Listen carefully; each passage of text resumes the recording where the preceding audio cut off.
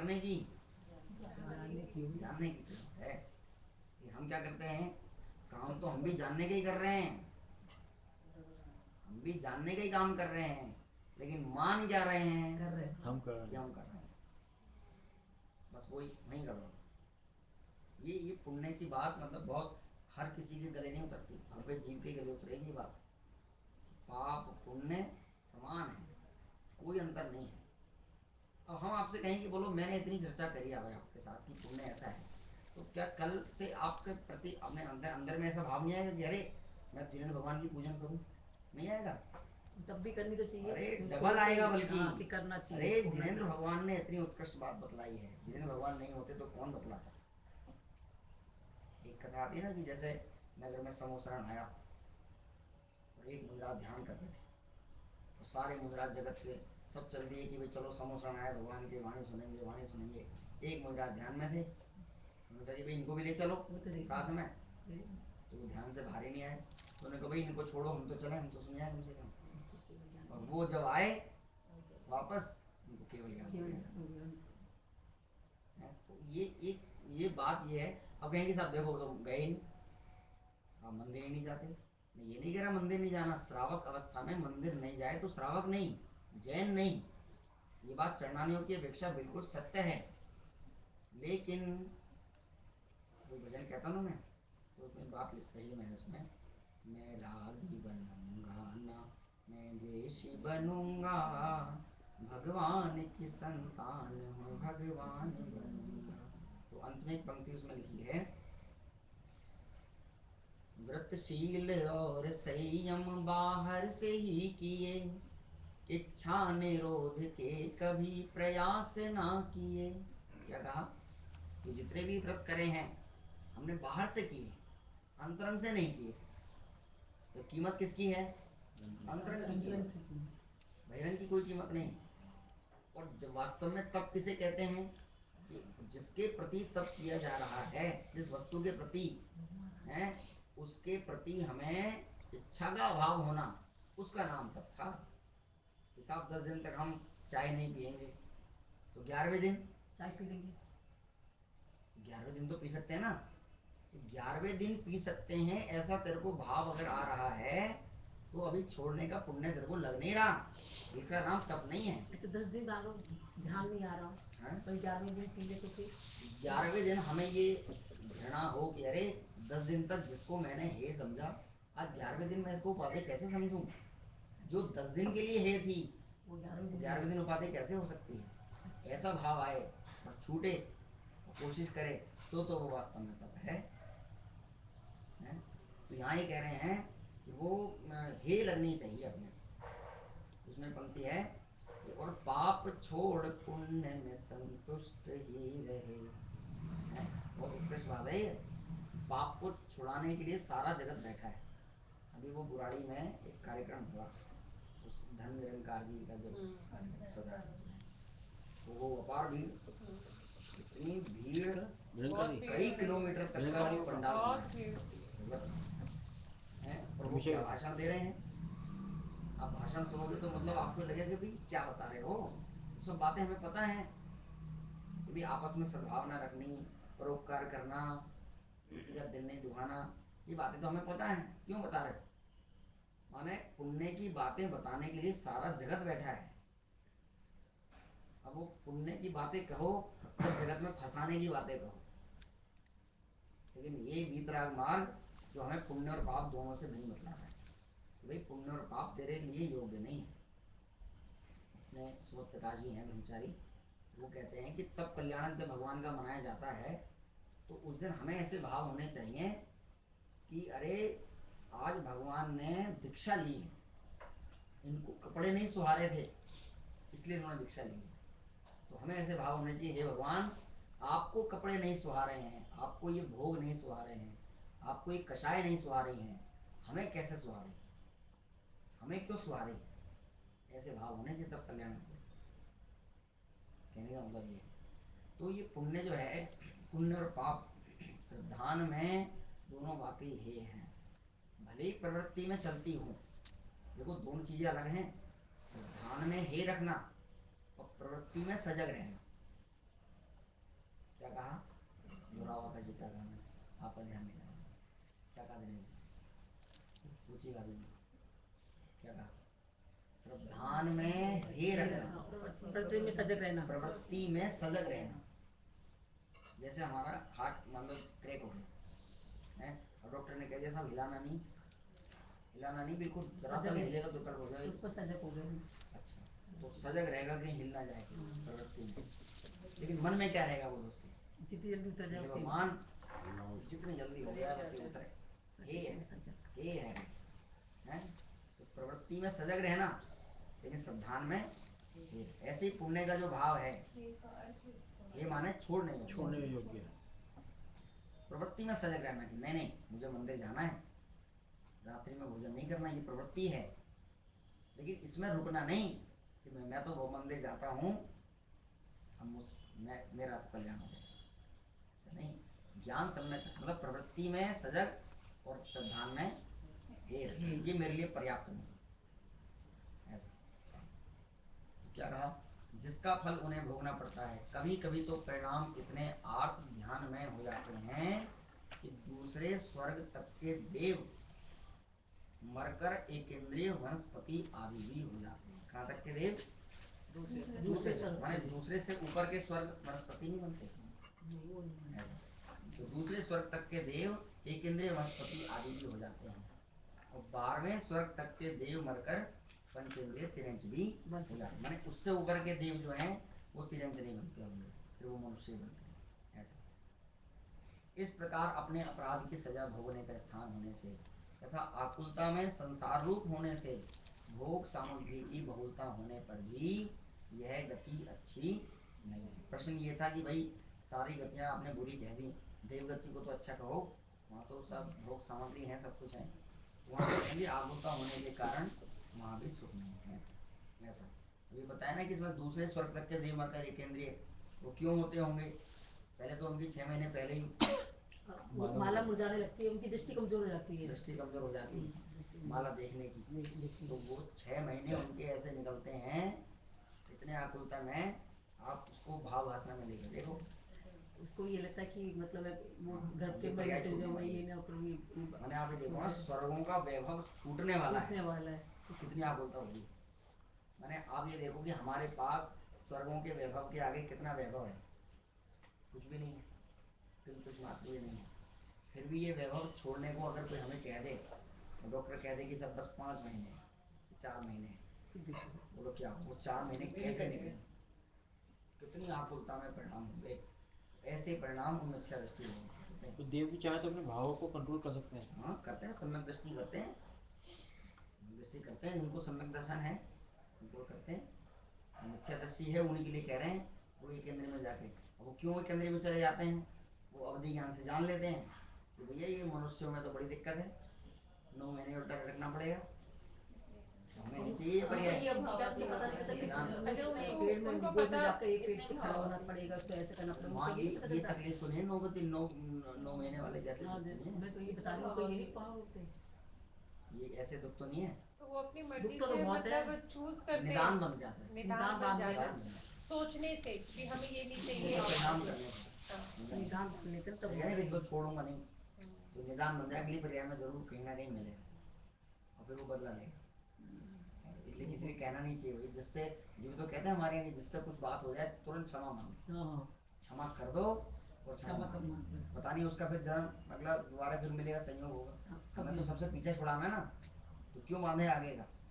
पर वो जीवन में सब कोई ना कोई अपने साथ एक लेके चलते हैं सभी लोग, मतलब मेरे ख्याल हर एक के ही कोई ना कोई जीवन में ऐसे रहता है। जब तो जब जीव समाधि मर लेता है तो उसको यही कहा जाता है कि मैं 3 लोग के जीवों से क्षमा मांगता हूँ और सब जीवों को क्षमा करता हूँ, किसी के साथ भी किसी तरह का कोई राग द्वेष का परिणाम नहीं, माने देश के प्रति भी क्षमा और राग के प्रति भी क्षमा। जैसे कोई नहीं भी हो तब भी ऐसे बोल दो, फिर बोलना है तब भी बोलना चाहिए, भले इस भव का ना हो, पिछले भव का तो हो सकता है नहीं।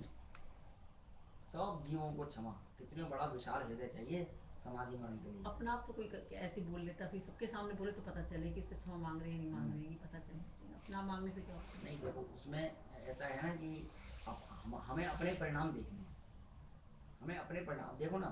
अब जैसे कमठ ने परेशान किया, लेकिन पारसनाथ ने तो क्षमा किया ना, क्योंकि मैं ऐसा कुछ नहीं हूँ। क्यों? क्योंकि इसका उदय है और मेरा कुछ बिगाड़ नहीं सकता।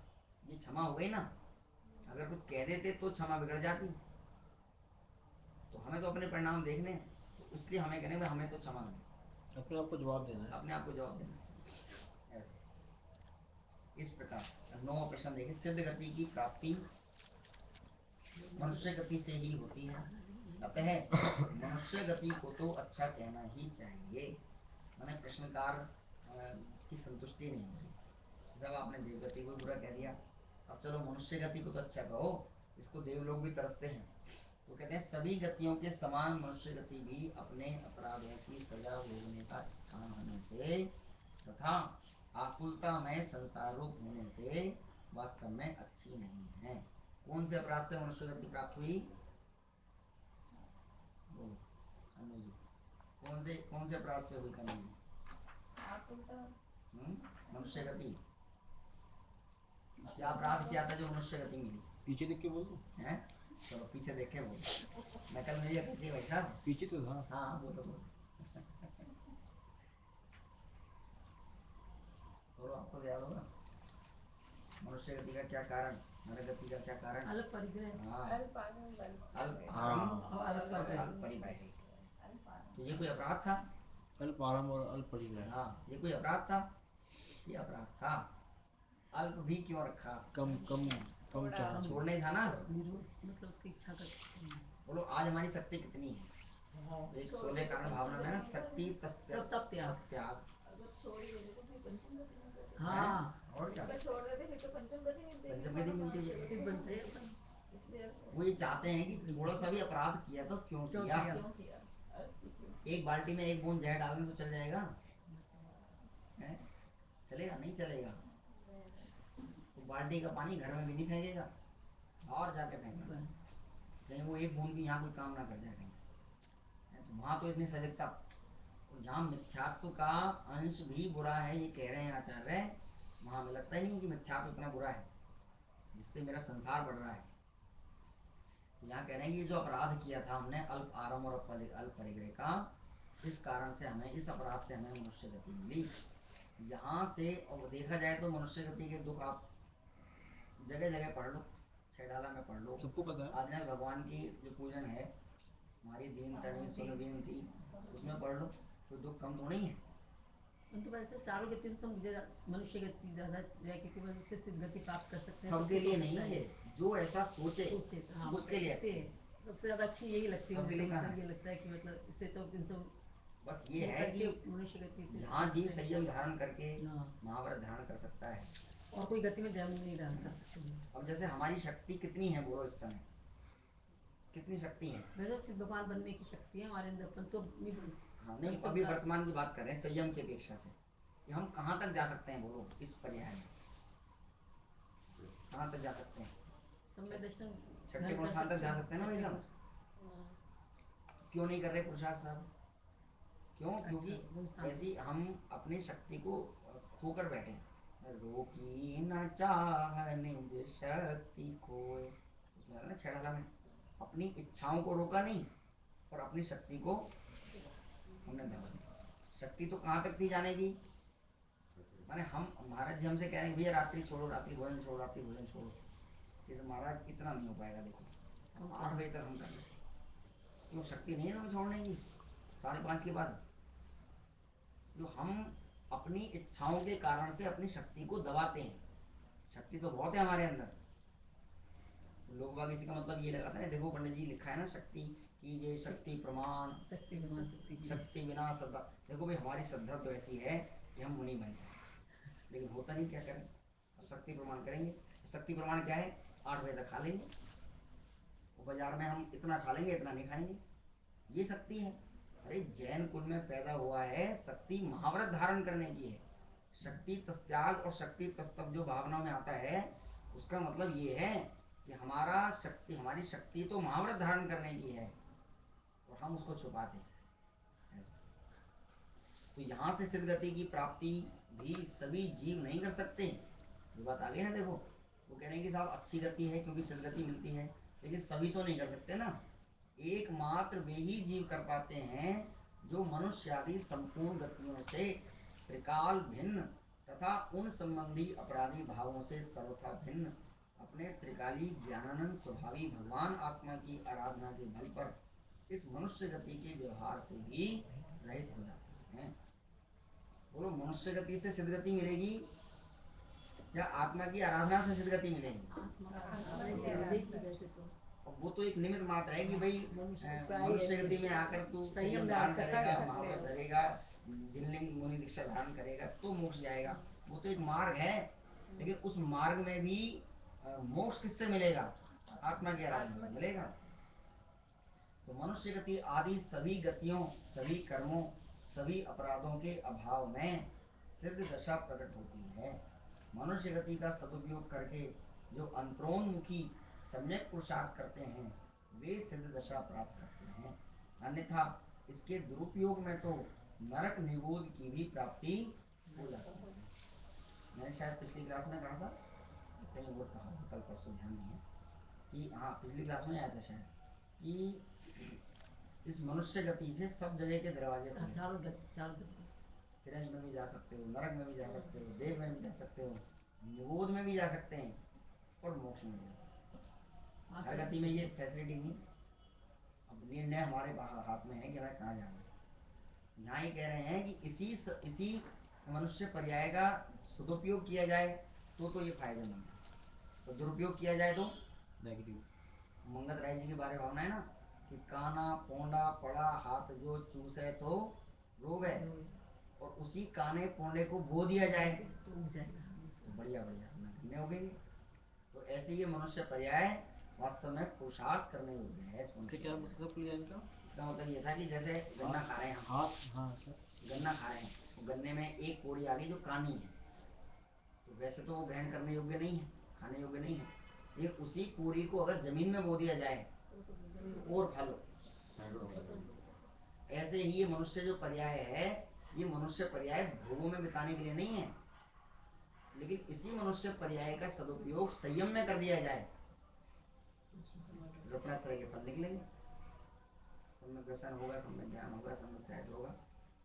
भाई आपके पास जैसा हमारा आपका शरीर है वैसा ही शरीर मुनिराज के पास है, उदाहरित है, लेकिन हम अपने शरीर का दुरुपयोग कर रहे हैं गर्म पानी से नहलाकर, हैं, एसी में बैठकर, हीटर में बैठकर इसका दुरुपयोग कर रहे हैं। तो मुनिराज इसी शरीर का सदुपयोग कर रहे हैं परीक्षा सहन करके। ये दुरुपयोग और सदुपयोग का अंतर है ना। तो मनुष्य पर्याय का सदुपयोग करेंगे तो हमें तब वो कही जाएगी कि हाँ मनुष्य गति अच्छी है। चलिए अंतिम प्रश्न है या अंतिम नहीं, एक और। यदि सभी गतियां हमारे अपराधों के फल हैं तो निरपराध दशा कौन सी है?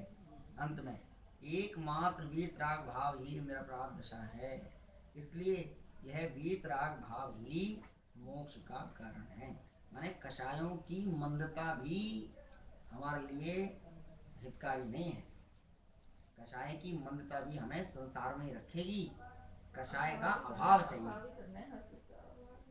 हमें तो कषाय संपूर्ण पर पदार्थों से। अब देखो कषाय अभाव करने का पुरुषार्थ करे हैं, और फिर अगर कषाय मंद रह जाए तो चलेगा, लेकिन पुरुषार्थी मंद कषाय करने का करे, क्या कहा भाई 100% नंबर लाने का पुरुषार्थ करे तो 80% आ जाए तो चलेगा, लेकिन पुरुषार्थी 80% का करे तो फिर कैसे 100% है, तो 40% कहेंगे। कहने का मतलब है हमें वीतरागता की प्राप्ति करनी है, फिर भले ही चाहे नीचे में कुछ हो जाए। संपूर्ण पर पदार्थों से पूर्णतः अभिन्न, अपने में अभिन्न अखंड ज्ञानानंद स्वभावी स्वयं भगवान आत्मा को अपने रूप से जानकर पहचान कर उसमें ही स्थिरता, लीनता, रमणता रूप सम्यक रत्नत्रय वीतराग दशा ही अपराधों से रहित निर्दोष शुद्ध निरपराध दशा है, जिससे पंचम गति अर्थात सिद्ध गति की प्राप्ति होती है। वीतराग भाव से किसी भी कर्म का बंध नहीं होता। क्या कहा कि अशुभ राग से भी बंद होता है और शुभ राग से भी बंद होता है, लेकिन वीतराग भाव से कोई बंद नहीं होता, अपितु संपूर्ण कर्मों का अभाव होकर निर्बंध दशा की प्राप्ति होती है। काय की प्राप्ति होती है, निर्बंध दशा की प्राप्ति होती है। निर्बंध स्वभाव तो है मेरा, लेकिन दशा बंधी हुई है। क्या कहा, ये ध्यान रखना। निर्बंध मतलब बंध और निर्बंध। हाँ, बंधा हुआ और नहीं बंधा हुआ। बनती नहीं। मेरा स्वभाव तो निर्बंधी है, लेकिन कौन बंधा हुआ है? कर्म। पर्याय बंधी हुई है। पर्याय से मैं बंधा हुआ कर्म हूँ। से बनता है। पर्याय मैंने से। कर्म के उदय से, कर्म के निमित्त से मेरी पर्याय बंधी हुई है। स्वभाव तो मेरा निर्बंधी है। अगर स्वभाव मेरा निर्बंध नहीं होता तो तीन काल में मुझे कोई निर्बंध कर नहीं सकता था। मेरे स्वभाव में पड़ा था ना भाई, तिल में तेल थे जभी तो निकले। क्या कहा, तिल में तेल होता ही नहीं तो फिर कितने ही पीस लेते उसको, तेल नहीं निकलता। फिर कहाँ से निकलता? मेरे अंदर केवल ज्ञान स्वभाव पड़ा है तभी तो केवल ज्ञान होगा। इसके अंदर तो केवल ज्ञान स्वभाव नहीं है, प्रकट भी नहीं होगा। स्वभाव है तो प्रकट होगा। ऐसे ही मेरे अंदर केवल ज्ञान प्राप्त करने की स्वभाव है। यहाँ इसलिए दशा डाली कि मैं निर्बंध दशा की प्राप्ति होती है। वीतराग भाव पर से पूर्णतया निरपेक्ष, अप्रभावित, पर को प्रभावित करने रूप विकारी परिणाम वाला नहीं होने से स्वयं में पूर्ण स्वतंत्र स्वाधीन होने के कारण पूर्ण निरपराध दशा है। बोलो मुनिराज की दशा कैसी है? निरपराध दशा है। मुनिराज के कोई लाठी मारे, तलवार चलाए या खूब उनकी पूजन करे, बोलो किससे प्रभावित हो जाता है? किसी से प्रभावित नहीं होंगे।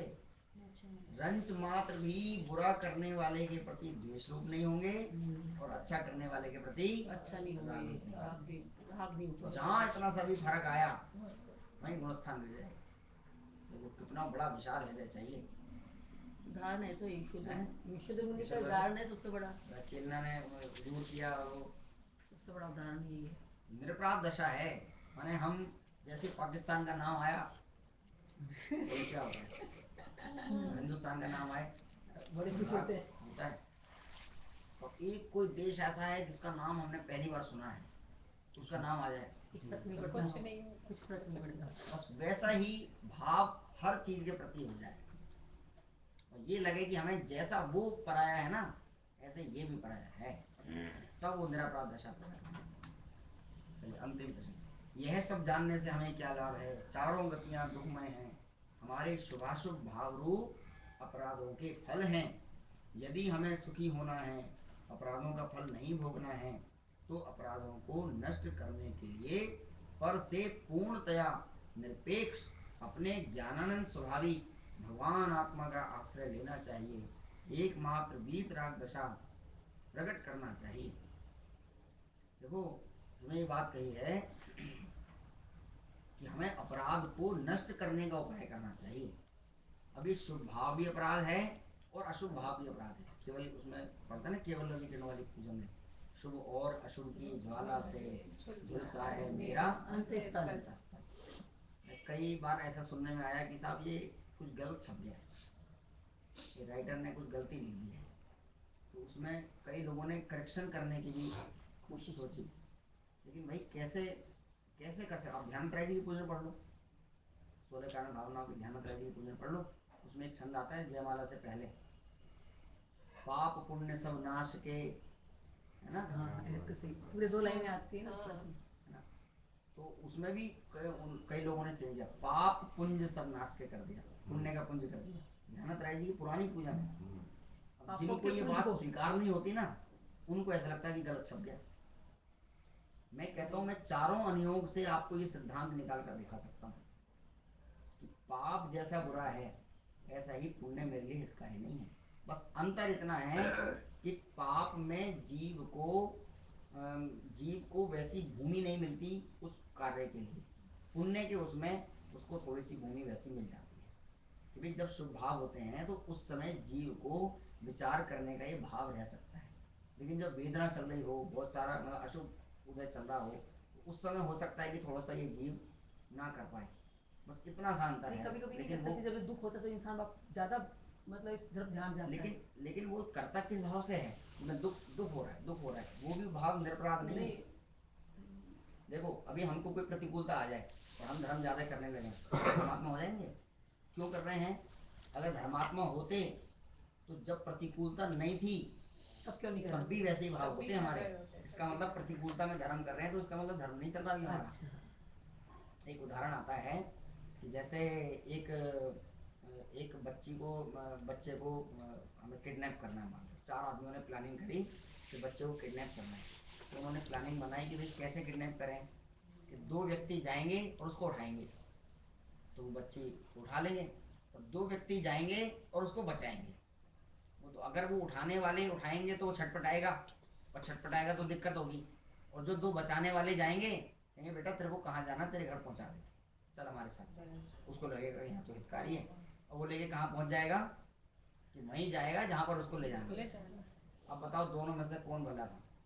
वो मीठा बोल रहा था और वो कड़वा बोल रहा था।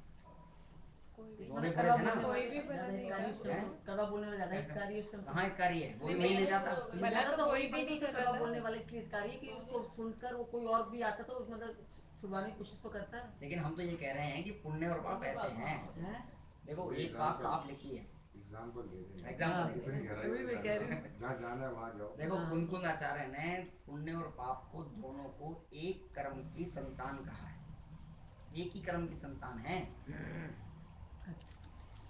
अलग अलग कर्म की संतान नहीं है, एक ही कर्म की संतान है। ऐसा